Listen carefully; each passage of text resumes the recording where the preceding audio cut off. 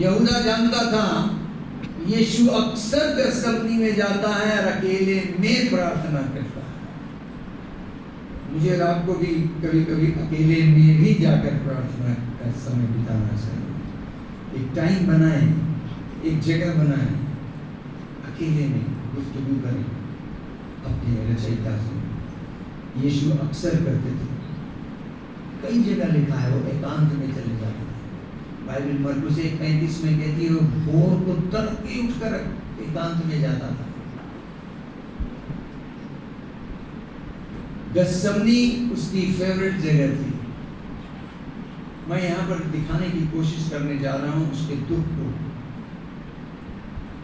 33.5 साल की उम्र यीशु की, मेरी ओर देखिए, 30 साल तक बाइबल खामोश, 3.5 साल यीशु की मिनिस्ट्री। मैंने यहाँ पर जीसस की सफरिंग को 2 भाग में बांटा है। एक भाग ऐसा है जिसे आपको भी सहना पड़ेगा, मुझे भी और आपको भी, चाहे हम सेवक हो चाहे हम विश्वासी हो।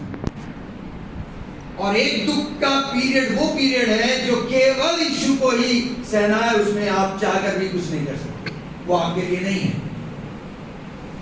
यीशु मसीह की मिनिस्ट्री स्टार्ट हुई जॉर्डन रिवर में बपतिस्मा लेने के बाद।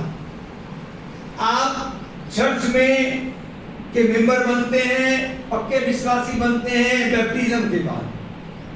आपके दुख की घड़ी स्टार्ट होती है। वन साइड सफरिंग होगी, जमाना आपको विरोध में होगा, प्रभु तुम्हारे संग होगा। जस्ट एक लाइन में क्लियर करना जरूरी था, नहीं तो आप कह रहे यार विरोध में कैसे होंगे।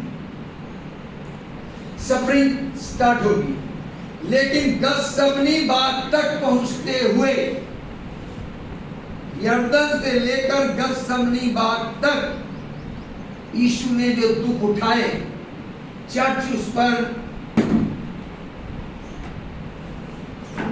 शिक्षा नहीं देती। लोगों को ज्यादा मेडिटेशन नहीं मिलेगा, नहीं करते लोग, उस पर मनन चिंतन नहीं करते। फिर दूसरी सफरिंग है उसकी गसमनी बाग से लेकर गुलगुता की पहाड़ी तक।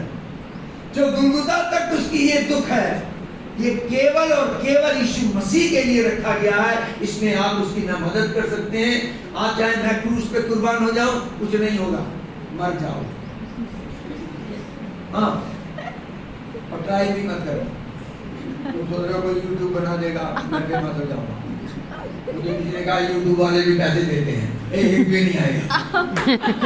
ट्राई मत करना। हाँ, बपतिस्मे से लेकर गसमनी बाग तक जो उसने दुख उठाया, वो आपके ऊपर आ सकता है, वो आपको सहना पड़ सकता है। कौन सा सहना होगा मुझे मालूम नहीं, आप उसको मनन करना। मैं 2-4 जल्दी बोल दूं जानकारी के लिए। उसके घर के सगे लोग कहते थे ये पगला गया, इसका मन चित ठिकाने नहीं है। लोग यीशु को पकड़ना चाहते थे। मंदिर में जब यीशु प्रचार कर रहे थे, मेरी बात सुन, यहाँ कोई पत्थर लेके रखता है? आप मंदिर में गिरजाघर में पत्थर उत्तर रखते हैं पहले से कि विरोधी आएंगे तो हम मारेंगे? नहीं ना। तो फिर वो मंदिर में प्रचार कर रहा था, लोगों ने उसे पत्थर निकाले। इसका मतलब प्री प्लानिंग, जेब में पहले से पत्थर लेके आए थे। ये दुख आपको उठाने पड़ेंगे। कई लोग इस चक्कर में जाते भी नहीं है प्रचार करने, क्यों भैया? लेकिन ये होगा, हर एक के साथ हुआ है, फिर तुम्हारे साथ भी होगा। तैयार रहें। आमीन। तो हम लोग जो आज के दिन मनन करते हैं, सारी चर्चेस करती हैं, वो यीशु के गसमनी बाग से लेकर गुलगुता की पहाड़ी तक का दुखों की चर्चा की जाती है। आप कल्पना करके देखिए, एक व्यक्ति 3.5 साल से संग मेरे सेवा कर रहा है, मेरे साथ खा रहा है, सारा एडमिनिस्ट्रेशन, पैसे की सारी जिम्मेदारी मैं उस पर दे रहा हूँ, और वो अंदर से प्लानिंग कर रहा है इसे मरवा दूंगा, पकड़वा दूंगा। आप ये सोचिए, सोचकर मेंटल टॉर्चर। गethsemane का मतलब समझते क्या होता है? The place where Jesus was tormented. शारीरिक दुख, मानसिक दुख, गethsemane बाग में। मालूम सबसे बड़ा दुख उसको क्या हो रहा था? वो सोचकर भी मतलब उसका वो अपने साथियों को प्रेयर रिक्वेस्ट देता है, इतना डिस्टर्ब हो जाता है कि साथियों से कहता है यार ये मेरी प्रेयर रिक्वेस्ट तो अर्जेंट अभी प्रार्थना करनी है, टीम बढ़ जाए, 6 एक तरफ बैठ गए, 3 एक तरफ बैठ गए, क्या प्रेयर करनी है? हो सके तो ये कटोरा टल जाए। कौन सा कटोरा? उसे मालूम है इस कटोरे के अंदर सारे जहां के पाप इन्वॉल्व है, जैसे ही मैं इस कटोरे को लूंगा मैं पाप बन जाऊंगा, मेरे पाप बनते ही मेरा बाप से रिश्ता टूट जाएगा। अभी टूटा नहीं था, हेलो, अभी रिश्ता टूटा नहीं था। अभी ये बात सोचकर, जबकि उसे ऑलरेडी पहले से पता था what is the plan for